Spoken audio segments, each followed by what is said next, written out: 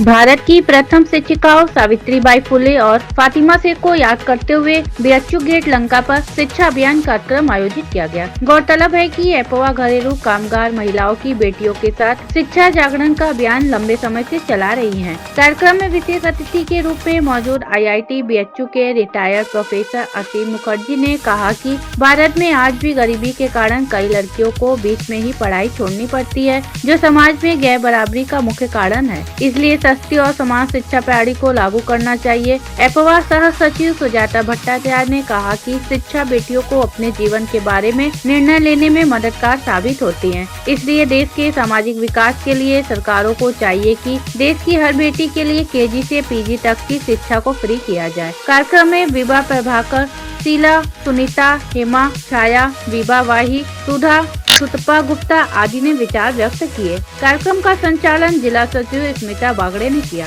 वाराणसी से समीर की रिपोर्ट। और इसीलिए हम लोग हमेशा नीचा दिखाए जाते हैं, क्योंकि घरेलू कामगार महिला अपने बच्चियों को पढ़ा ही नहीं सकती हैं। और पूरे गांव में देखेंगे लाइट, पानी, बिजली, हर चीज इतना महंगा हो गया है कि हमारे पास वो औकात है कि एक तो दिया जला ले, घर में नहीं जला सकते। जिसके घर में अगर चाहे तो मोदी जी अंधेरा मचा देंगे। यही तो आए हैं। गुजरात में देख रहे हैं इतना शिक्षा मुक्त हो गया है। गुजरात में देखेंगे तो 1 रुपया नहीं लग रहा है, 12 तक 13 तक की लड़कियां पढ़ रही हैं, कोई पैसा नहीं। और यहाँ पे देखेंगे तो इतना महंगाई कर दिए, इतना महंगाई कर दिया है कि एक लड़कियों के पीछे 1.5 लाख रुपया जो जमा करेगा वो ना हॉस्टल में पढ़ाएगा कि सब पढ़ाएगा। हम लोग पास तो वो औकात नहीं है कि हम 1.5 लाख रुपया जमा करें और उसमें बच्चियों को पढ़ाएं। इसलिए हम लोग की बच्चियां नहीं पढ़ेंगे, क्योंकि हमारे पास वो औकात ही नहीं है लड़कियों को। इसलिए हम लोग घर में रखते हैं। और वो तो बोल ही दिए हैं कि बेटी बचाओ और बेटी पढ़ाओ। धन्यवाद। कि किसी तरह से ये लड़कियां अपने संघर्ष और अपनी माताओं का जो संघर्ष है उसको देखते हुए अपनी शिक्षा के बल पर अपने निर्णय, अपनी आज़ादी को वो महसूस कर पाए। और इस समाज में अकायद में प्रतिशत है। और इसीलिए देखिए उत्तर प्रदेश के विकास में उतना तेजी से बहुत पिछड़ा हुआ राज्य है, कई राज्यों से पिछड़ा हुआ राज्य है, क्योंकि स्त्री शिक्षा के संबंध में यह प्रदेश बहुत पीछे है। अगर स्त्रियों की शिक्षा को हासिल कर लिया होता और एक मुकाम पर ले आया होता तो आज उत्तर प्रदेश की तस्वीर आगे होती। लेकिन किसी भी राज्य के विकास का मानक ही यही है कि महिलाओं की क्या स्थिति है। लेकिन अगर आज हम देखें तो स्त्री शिक्षा के संबंध में उत्तर प्रदेश के आंकड़े बेहद शर्मनाक आंकड़े हैं। और विकास की बात होती है, सरकारें बेटी बचाओ बेटी पढ़ाओ की बात करती हैं, लेकिन शिक्षा को किस तरीके से महंगा कर दिया गया है ये बात जो है यहाँ सरकारें नहीं समझती हैं।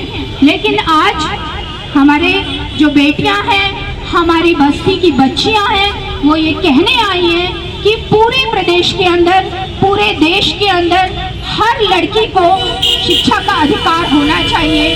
KG से लेकर PG तक, यानी प्राइमरी लेवल से लेकर उच्च शिक्षा तक हर लड़की को शिक्षा सरकार को मुफ्त देने की गारंटी करनी चाहिए, ताकि देश विकसित हो सके, समाज में गैर बराबरी ना पनप सके। लेकिन ये तब हो सकता है जब सरकारें शिक्षा को महंगी ना करें, निजीकरण ना करें और सबके लिए समान और सस्ती शिक्षा की व्यवस्था करें। और ये कार्यक्रम आज हम लोग समर्पित कर रहे हैं भारत की प्रथम शिक्षिकाएं सावित्रीबाई फुले और फातिमा शेख की याद में, जिन्होंने आज से 150 साल पहले शिक्षा को जीवित रखा, शिक्षा के लिए संघर्ष किया, हर लड़की शिक्षा प्राप्त कर सके, हर जाति और वर्ग की लड़कियां शिक्षा प्राप्त कर सके, इसके लिए उन्होंने लंबा संघर्ष किया। फातिमा शेख और सावित्रीबाई फुले दोनों की दोस्ती को आज हम लोग याद करते हैं। हम उनकी स्मृति में आज ये कार्यक्रम कर रहे हैं। पूरे देश में, पूरे प्रदेश में, पूरी जनवरी भर हम इस कार्यक्रम को करते हैं। आज हम लोग बहुत कम ही संख्या में हैं, लेकिन इस कार्यक्रम को हम लोग यहाँ पर करेंगे। मैं इस कार्यक्रम के संचालन के लिए अपनी जिला सचिव स्मिता बागड़े जी को बुलाना चाहूँगी कि वो यहाँ पर आए अपनी इस कार्यक्रम के संचालन को। अंतर्गत आज हमारा प्रोग्राम यहाँ है जो लंका के बीच में गेट पर जो घरेलू कामगार महिलाएं हैं और उनकी बच्चियां जो पढ़ने के लिए लगातार प्रयासरत है और कुछ जो हमारे सरकारों के निर्णय आते हैं उस तरह से वो पढ़ नहीं पाती अपनी। मैं वो रिटायर्ड प्रोफेसर IIT के अश्विन कुमार मुखर्जी। आज किस तरह के यहाँ कार्यक्रम हो रहे हैं, क्या उद्देश्य है? आज के कार्यक्रम जो फातिमा शेख और सावित्रीबाई फुले से प्रेरणा लेके एप्वा ने ऑर्गेनाइज किया है और आगे महीने भर तक ये करते रहेंगे। ये बहुत ही ज़्यादा उचित कार्यक्रम है और बहुत ज़्यादा ज़रूरी है, क्योंकि जैसे इन्होंने कहा कि जहाँ जिस समाज में महिलाएं शिक्षित नहीं होंगी वो समाज आगे तरक्की नहीं कर सकती। बात की जाए कि कितनी संख्या में यहाँ बच्चे आए हैं और बच्चों का क्या उद्देश्य है इस कार्यक्रम को सफल बनाने? बच्चों को कॉन्शियस बनाने के लिए उनके अंदर चेतना पैदा हो कि शिक्षा कितनी ज़रूरी है, इसलिए यहाँ बुलाए गए हैं और उनको यही बात बताई यहाँ जाएगी कि कैसे उनके लिए शिक्षा बहुत ज़्यादा ज़रूरी है आगे तरक्की करने के लिए और उसी से समाज की तरक्की भी होगी। हम क्या कहना चाहेंगे सर, हमारे चैनल के माध्यम से क्या संदेश देना चाहेंगे?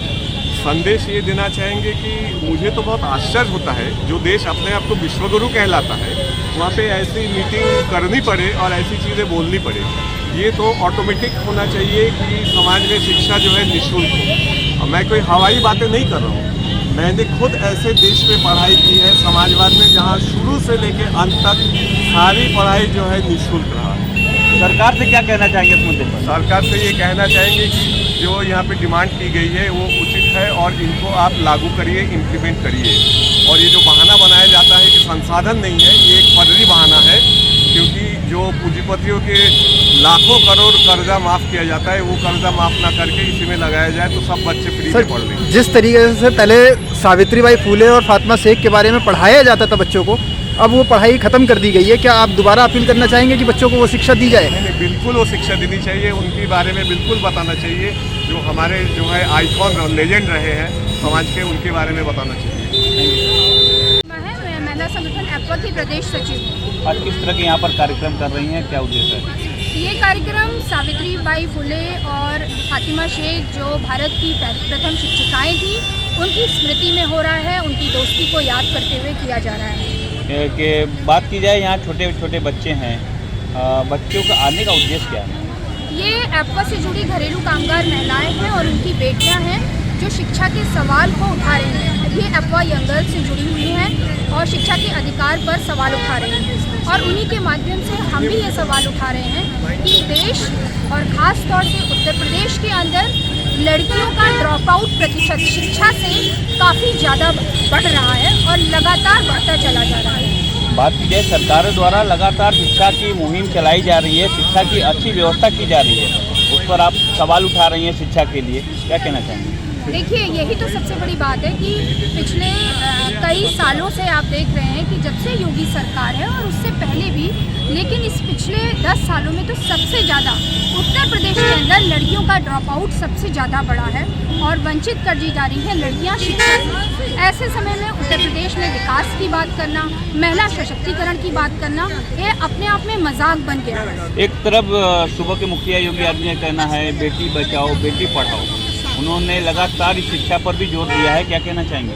देखिए, बेटी बचाओ बेटी पढ़ाओ को अगर शिद्दत से इस नारे को लागू करना है तो मैं तो मुख्यमंत्री जी से कहूँगी कि सबसे पहले अपने बुलडोज़र पर बैठना बंद करिए।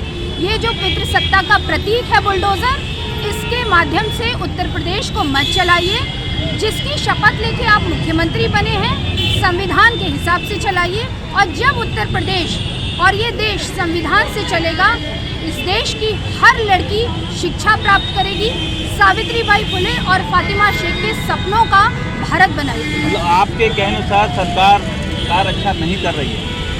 ये तो जग जाहिर हो रहा है, आंकड़े बता रहे हैं कि किस तरीके से इस देश की लड़कियां कक्षा 5 के बाद से घर पर बैठने पे मजबूर हो रही हैं अपनी गरीबी के कारण। गरीबी के कारण रोजगार नहीं है, इस वजह से लड़कियों को सबसे पहले शिक्षा से वंचित होना पड़ रहा है और इसकी जवाबदेही जो सरकार को लेनी चाहिए। सरकार सिर्फ लफाजी करके बेटी बचाओ बेटी पढ़ाओ की जो है नारे लगाकर, फर्जी नारे लगाकर अपने चेहरे को ढकने की कोशिश कर रही है। सरकार ने अभी कुंभ की बात की जाए तो कुंभ में लाखों करोड़ों खर्चे हुए हैं, क्या कहना चाहेंगे? बिल्कुल, ये सर हर आम आदमी को ये पता चल गया है कि लाखों करोड़ों रुपए जो है इस कुंभ के अंदर खर्च किए जा रहे हैं। कॉरपोरेट जो कंपनियां हैं उनको वहाँ पे लिया जा रहा है। जो जनता है उसकी धार्मिक श्रद्धा से इनको कोई मतलब नहीं है। ये सिर्फ देश को बेचने के लिए यहाँ पर आए हुए हैं। अगर यही पैसा अगर वो रोजगार, गरीबी हटाने और शिक्षा व्यवस्था में लगाया जाता तो आज इस प्रदेश की स्थिति कुछ और होती। मैम, आप लास्ट सवाल, आपका कहना है कि कुंभ में जो पैसे लगाए गए हैं, जो सुविधाएं दी गई हैं, महाकुंभ है, उसमें ये गलत है? मैंने ये नहीं कहा, मैंने कहा कि आप वाजिब सुविधाएं लगाइए लेकिन धर्म को बेचिए मत। श्रद्धा अपने अंदर होती है, राजनीति के अंदर धर्म का प्रवेश नहीं करिए। श्रद्धा होती है और ये देशवासी लोग हमेशा से ही कुंभ में बहुत समय से जा रहे हैं, लेकिन आप कर रहे हैं कि कुंभ के बहाने कॉरपोरेट कंपनियों, विदेशी कंपनियों को लाके और धर्म को किस तरीके से कॉरपोरेट के हवाले किया जा रहा है, ये उत्तर प्रदेश में साफ देखने को मिल रहा है। मुझे लग रहा है कि देश की जनता चाहती है कि इस देश में सस्ती शिक्षा हो, रोजगार मिले, एक तरीके से संविधान के मुताबिक उन्हें जीने और खाने का अधिकार मिले। ये इस देश की जनता चाहती है। पूरे तरीके से प्राइवेट स्कूलों के ऊपर जो है पाबंदी की जानी चाहिए, सख्ताई की जानी चाहिए। सरकार जो है शिक्षा को बेच रही है। हमारे साथ में जो लड़कियां हैं, आप उनसे बात करिए कि लड़कियों के पास हाई स्कूल और इंटर के बाद जो है एंट्रेंस की फीस, फॉर्म भरने तक के पैसे नहीं है। तो इसकी गारंटी कौन करेगा? आप गांव में चले जाइए, स्कूल नहीं है लड़कियों के पास। प्राथमिक विद्यालयों के बाद हाई स्कूल और इंटर के अच्छे स्कूल नहीं है। सरकारी स्कूलों को बंद किया जा रहा है और प्राइवेट को उसके बरक्स किया जा रहा है। यानी जिसकी जेब में पैसा होगा शिक्षा भी उसकी होगी। लेकिन जो शिक्षा चाहते हैं, हर नागरिक का अधिकार है शिक्षा के लिए। शिक्षा के निजीकरण को बंद होना चाहिए, शिक्षा के बाजारीकरण पर रोक लगनी चाहिए। लेकिन ये सरकारें सचेतन रूप में शिक्षा को भी एक व्यापार में बदल देना चाह रही है।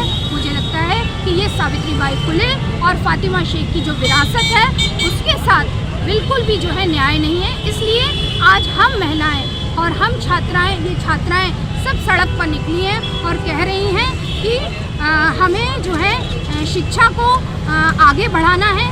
सरकार को चाहिए कि हर लड़की के लिए शिक्षा की गारंटी करनी चाहिए। सस्ती समान शिक्षा प्रणाली को लागू किया जाए।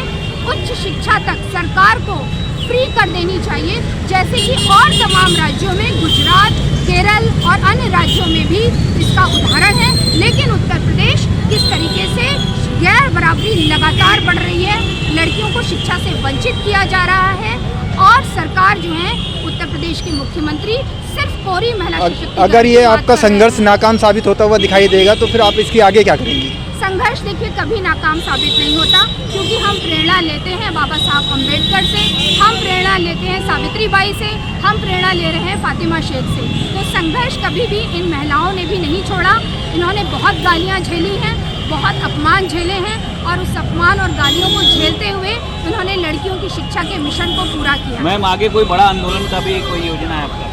हमारे आंदोलन अभी कुछ दिन पहले 24 अक्टूबर को लखनऊ में हम लोगों ने महिलाओं की शिक्षा के सवाल पर, उनके अधिकारों के सवाल पर लखनऊ में प्रदर्शन किया था। आज ये आंशिक है, लेकिन लगातार हम लोग बनारस के अंदर भी आंदोलन रहते हैं स्त्री शिक्षा और स्त्री अधिकार के संबंध।